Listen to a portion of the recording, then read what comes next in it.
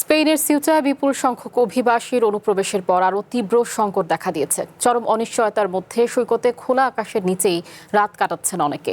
সাম্প্রতিক এই অনুপ্রবেশের ঘটনায় অন্তত ৭২ জনের মৃত্যু হয়েছে বলে জানিয়েছে কর্তৃপক্ষ। এদিকে এই ঘটনায় ক্ষোভে ফুঁসে উঠেছে স্পেনের বাসিন্দারা। রবিবার মাদ্রিদে মরক্কো দূতাবাসের সামনে তীব্র ক্ষোভ প্রকাশ করেন সাধারণ মানুষ।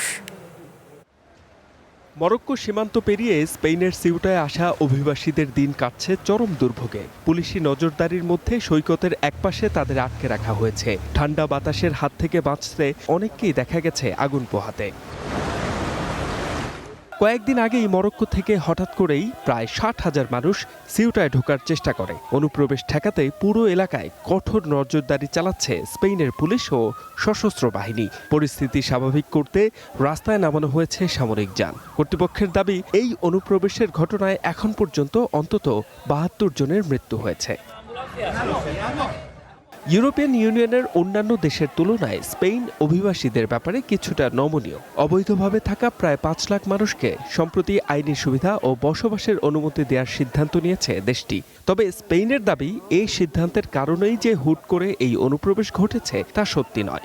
একই সাথে সিউটায় অনিয়মিতভাবে প্রবেশ করা কেউই স্পেনের মূল ভূখণ্ড বা ইউরোপের অন্য কোথাও যেতে পারবে না বলেও স্পষ্টভাবে জানিয়ে দিয়েছে মাদ্রিদ। এদিকে এই ঘটনায় ক্ষোভে ফুঁসে উঠেছে স্পেনের সাধারণ মানুষ। স্থানীয় সময় রবিবার স্পেনের রাজধানী মাদ্রিদে মরক্কো দূতাবাসের সামনে এ নিয়ে বিক্ষোভ করে তারা। হাতে জাতীয় পতাকা ও নানা স্লোগান সংবলিত ব্যানার নিয়ে প্রতিবাদে অংশ নেয় শতাধিক বিক্ষোভকারী।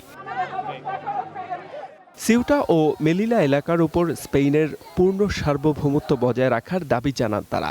একই সাথে সীমান্ত ও অভিবাসন সংকট মোকাবেলায় স্পেন সরকার এবং মরক্কোর ভূমিকা নিয়ে তীব্র ক্ষোভ প্রকাশ করেন সাধারণ মানুষ। আমরা অন্য কোনো দেশের মানুষের এই অনাকাঙ্ক্ষিত আগমন চাই না। আমাদেরও তো একটি নির্দিষ্ট সংস্কৃতি আছে।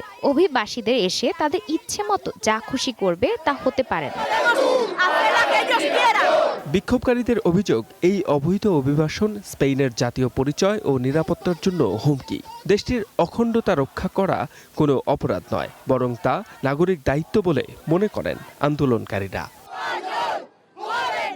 H M Ataullah, one international desk.